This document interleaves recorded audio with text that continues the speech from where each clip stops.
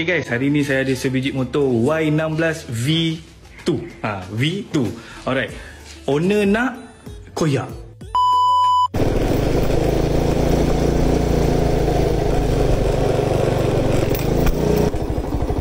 Assalamualaikum. Seorang? Seorang. Habis balik macam mana? Lagi ada kawan ni. Okey. Okey, jom. Boleh try ke motor? Ini nak boleh.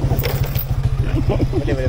Boleh bagi saya try dulu Okay guys. Saya boleh buat video ke? Boleh tapi sikit lah record.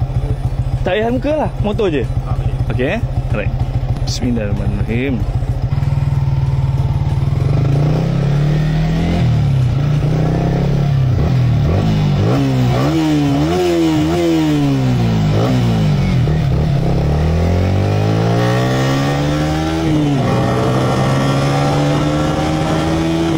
Saya biasa try dulu tau.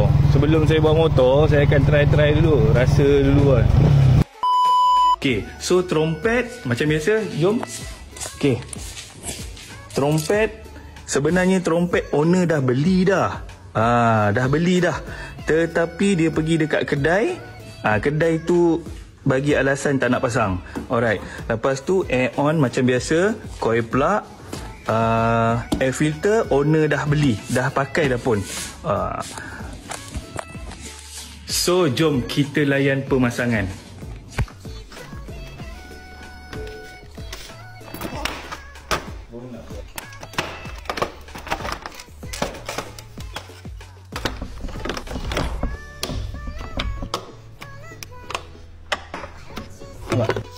Ini throttle body standard, trompet besi.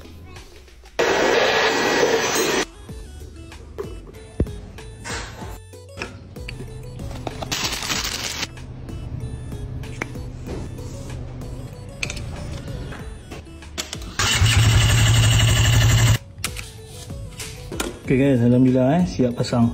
Tak ada longgar-longgar guys, ketat. Okay guys, alhamdulillah dah siap dah pun. Okay, tadi saya dah try masa pasang coil plug, saya dah try. Okay, sekarang ni saya nak try sebab saya dah pasang coil plug, saya dah pasang trompet. Okay, jom. Bismillahirrahmanirrahim.